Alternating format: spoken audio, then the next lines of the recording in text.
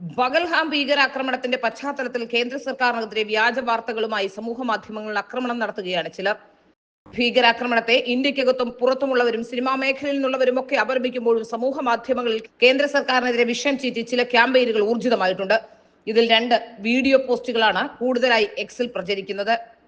ഒരാൾ മറ്റൊരാളെ തോളിലേറ്റ് നടക്കുന്ന വീഡിയോ കാണിച്ച് കശ്മീരി മുസ്ലിം ഒരു ടൂറിസ്റ്റിനെ രക്ഷപ്പെടുത്തി എന്ന രീതിയിൽ പ്രചരിക്കുന്ന വീഡിയോ വ്യാജമാണെന്ന് കണ്ടെത്തിയിട്ടുണ്ട്. എന്നിട്ടും ഇത് നിരവധി പേരാണ് പങ്കുവെക്കുന്നത്.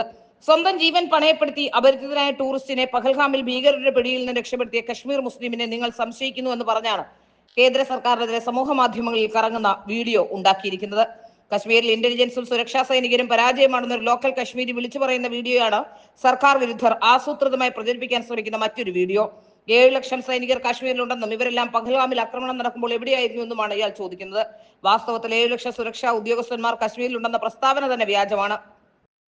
ഇന്ത്യൻ സേനയുമായി ബന്ധപ്പെട്ട നാഷണൽ സെക്യൂരിറ്റി ഗാർഡുകളാണുള്ളത്. ഇവർ അത്യധികം അപകടകരമായ സാഹചര്യങ്ങളിൽ ഇടപെട്ട് പ്രവർത്തിക്കുന്നവർ മാത്രമാണ്. ഇനിയുള്ളത് BSF, CRPF, SSB, CISF എന്നിവരാണ്. ഏതായാലും ഇവരുടെ എണ്ണം തീരെ കുറവുമാണ്. അധികവും ജമ്മു കശ്മീർ പോലീസും അതിന്റെ കീഴിൽ പ്രവർത്തിക്കുന്ന ഇന്റലിജൻസ് യൂണിറ്റ് അടക്കമുള്ള വിവിധ വിഭാഗങ്ങളാണ് സജീവമായി ഇവിടെ പ്രവർത്തിക്കുന്നത്.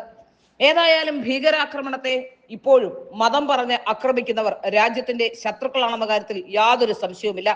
ആക്രമണ ഘട്ടത്തിലും ഒരു അപകടഘട്ടത്തിലും രാജ്യത്തോടൊപ്പം നിലനിർത്തിക്കേണ്ട പ്രതിപക്ഷ നേതാവ് പോലും ഇപ്പോൾ മറ്റു ചില കാര്യങ്ങൾ പ്രചരിപ്പിക്കാനാണ് ശ്രമിക്കുന്നത്.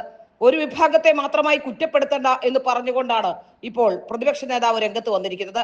ഇത് ഒരു വിഭാഗത്തെ മാത്രം കുറ്റപ്പെടുത്തലല്ല, നമ്മളെ ആക്രമിക്കുന്ന ഒരു രാജ്യത്തെ ഒഴിവാക്കി നിർത്തുന്ന ഭീകരാക്രമണത്തെ ഇല്ലാതാക്കാൻ ശ്രമിക്കുന്ന നിലപാടുകളാണ് സർക്കാരിന്റെ ഭാഗത്തു നിന്നും ഉണ്ടാവുന്നതും ഉണ്ടാവേണ്ടതും.